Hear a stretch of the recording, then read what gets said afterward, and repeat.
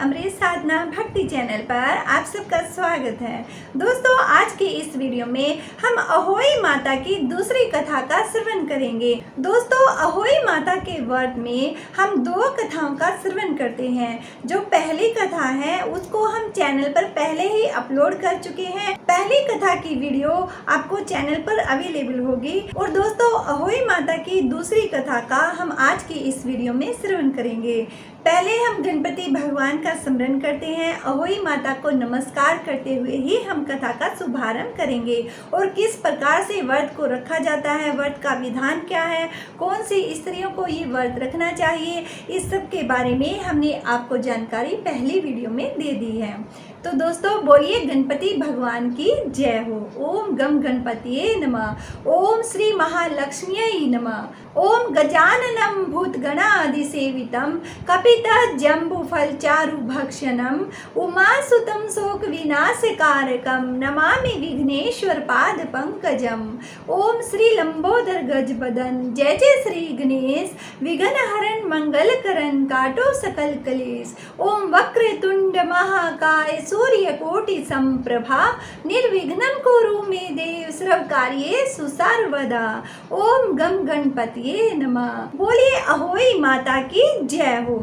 अहोई माता की दूसरी कथा इस प्रकार से है। एक साहूकार था जिसके 7 बेटे 7 बहुएं और 1 बेटी थी। दिवाली से पहले कार्तिक बदी अष्टमी को 7 बहुएं अपनी इकलौती ननद के साथ जंगल में खदान में मिट्टी खोद रही थी।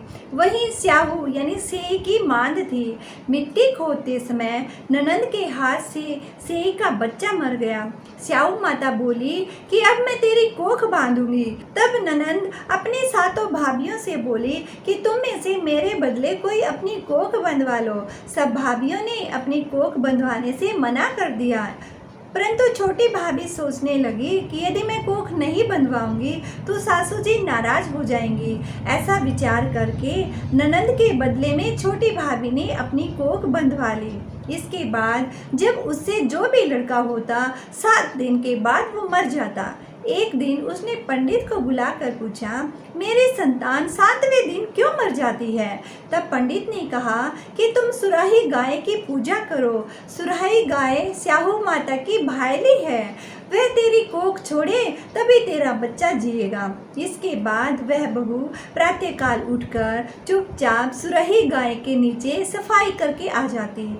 गौ माता बोली कि आजकल कौन मेरी सेवा कर रहा है, सो आज मैं भी देखूंगी। गौ माता खूब तड़के उठी और क्या देखती है कि एक साहूकार के बेटे की बहू उसके नीचे साफ सफाई करके चली जाती है। गौ माता उससे बोली कि मैं तेरी सेवा से प्रसन्न हूँ, इच्छा अनुसार जो चाहे वो मांग ले। तब साहूकार की बहू बोली कि स्याहू माता तुम्हारी भाईली है, उसने मेरी कोख बांध रखी है, सो तुम मेरी कोख खुलवा दो। गौ माता ने कहा, अच्छा ठीक है।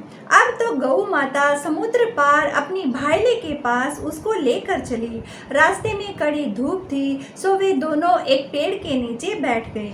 थोड़ी देर में एक सांप आया और उसी पेड़ पर गरुड़ पंखनी का बच्चा था। सांप उसको डसने लगा। तब साहूकार की बहू ने सांप मारकर ढाल के नीचे दबा दिया और बच्चे को बचा लिया। थोड़ी देर में गरुड़ पंखनी आई तो वहां पर खून पड़ा देखकर साहूकार की बहू की चोंच मारने लगी। तब साहूकारनी बोली कि मैंने तो तेरे बच्चे को नहीं मारा है, बल्कि सांप तेरे बच्चे को डसने को आया था। मैंने तो उससे तेरे बच्चे की रक्षा की है। यह सुनकर गरुड़ पंखनी बोली कि मांग तू क्या मांगती है? वह बोली, 7 समुद्र पार स्याहू माता रहती है, हमें तो उनके पास पहुंचा दे। तब गरुड़ पंखनी ने दोनों को अपनी पीठ पर बैठाकर स्याहू माता के पास पहुंचा दिया।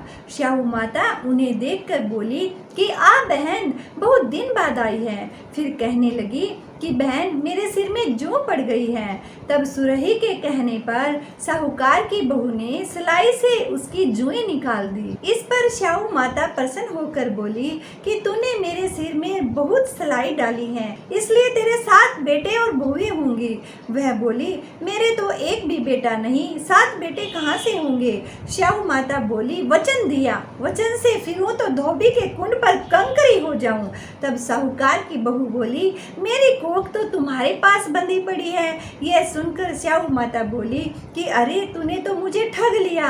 मैं तेरे कोक को खोलती तो नहीं, लेकिन अब जरूर खोलनी पड़ेगी। जा, तेरे घर तुझे 7 बेटे और बहुएं मिलेंगी। तू जाकर उजमन करियो, 7 अहोई बनाकर 7 कढ़ाई करियो। वह लौटकर घर आई तो वहाँ देखा कि 7 बेटे बहुएं बैठे हुए हैं। वह खुश हो गई। उसने 7 अहोई बनाई, 7 उजमन की और 7 कढ़ाई की।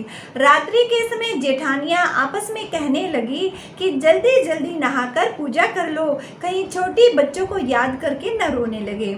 थोड़ी देर में उन्होंने अपने बच्चों से कहा, अपनी चाची के घर जाकर देख कर आओ कि वह आज अभी तक रोई क्यों नहीं है। बच्चों ने जाकर कहा कि चाची तो कुछ मांड रही है, खूब उजमन हो रहा है। यह सुनते ही जेठानियां दौड़ी दौड़ी उसके घर आई और जाकर कहने लगी कि अरे तूने कोक कैसे छुड़ाई। वह बोली, तुमने तो कोक बंधाई नहीं, सो मैंने कोक बंधा ली थी। अब स्याहू माता की कृपा से मेरी कोक खुल गई है। स्याहू माता के आशीर्वाद से, उनकी कृपा से मुझे भी बेटे बहुओं का सुख मिल गया है। स्याहू माता ने जिस प्रकार से साहूकार की बहू पर अपनी कृपा बरसाई, उसकी कोक को खोला, उसी प्रकार से कहानी को कहने सुनने वाले सब पर स्याहू माता की कृपा बनी रहे। बोलिए स्याहू माता की जय हो, अहोई माता की जय हो, गौ माता की जय हो।